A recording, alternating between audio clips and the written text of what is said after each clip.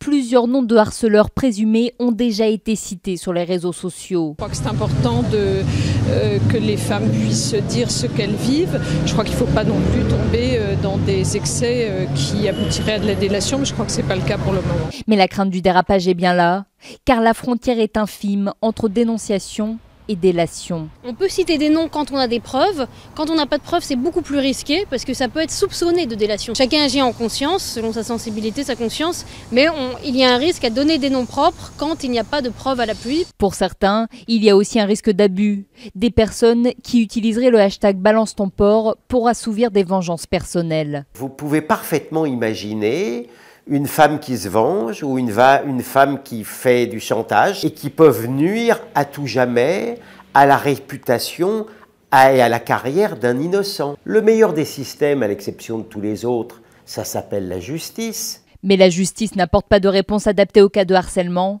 C'est en tout cas ce que dénoncent plusieurs victimes. La réalité aujourd'hui, c'est qu'il y a 98% des violeurs dans notre pays, 98%. Qui ne sont jamais inquiétés ou poursuivis par la justice. J'ai porté plainte pour harcèlement sexuel, ça a été classé. Les mecs m'ont menacé de viol et de mort. Des dizaines de milliers de témoignages ont déjà été postés sous le hashtag Balance ton porc.